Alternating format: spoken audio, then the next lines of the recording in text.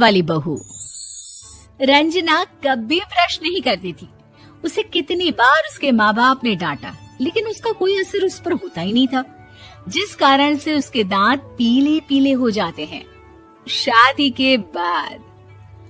अरे बहू, वैसे तो तुझ में कोई कमी नहीं है, पर तेरे दांत इतने पीले कैसे हैं बेटा? कैसे मतलब? कोई सर्जरी थोड़ी ना कराइए। वो तो क्या नाम, मैं ब्रश नहीं करती थी तो पीले हो गए।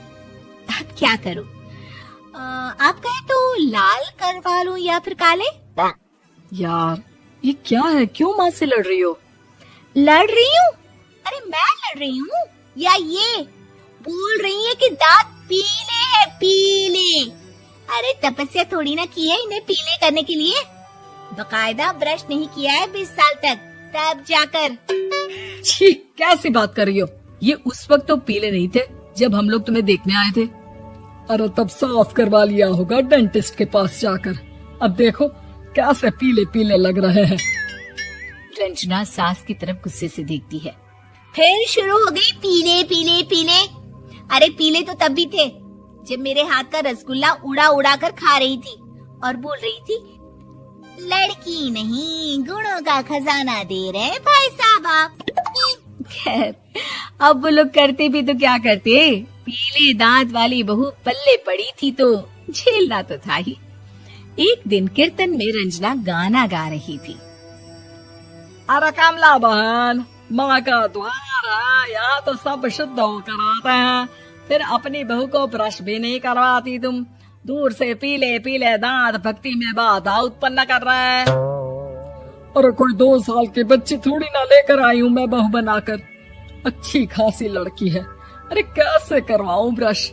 ये तो उसे खुद करना चाहिए ना। अब माँ बाप तो इसके जैसे तैसे निपटा दिए, ये नहीं सोचा कि सास कैसे संभालेगी। सास बहू को लेकर घर आ जाती है, लेकिन सोच लेती है कि अब इसे लेकर कहीं नहीं जाएगी। अगले रोज बहू कहती है, अरे क्या हो गया, मंदिर नहीं जाना क्या? कीर्तन का वक्त हो रहा है। मेरी मधुर वाणी से कान्हा जी जागते हैं और सोते हैं। आप तो जानती है ना उनकी भक्ति में कितना मन लगता है मेरा। वो क्या है ना, तबीयत ठीक नहीं लग रही है मेरी, आराम करूंगी मैं। तबीयत ठीक नहीं लग रही? अभी तो मिथुन के गाने पर नाच रही थी आप, और अब बोल रही है कि तबीयत ठीक नहीं लग रही। अरे भक्ति में मन लगा लो सासू माँ, ऊपर जाना है, क्या मुंह दिखाओगी आप? हाँ? सास को बहू की बात पर गुस्सा आ जाता है। मैं क्या मुंह दिखाऊंगी, इसकी चिंता तो ना कर, समझी? अपने मुंह की चिंता कर, जो ये पीले पीले दांत लेकर हर जगह पहुंच जाती है। पता है लोग कितना मजाक बनाते हैं। ना जी ना, मैं नहीं जाना कहीं तेरे साथ। तो ये बात है। कोई ना, मत जाओ, मैं अपने कमरे में ही बैठकर भक्ति कर लूंगी। ऊपर वाला दांत थोड़ी ना देखता है, मन देखता है, भावना देखता है। और अरे बस बस, तू सब कुछ दिखा, बस ये सफेद चमकदार दांत ना दिखाना किसी को, है? जा यहाँ से।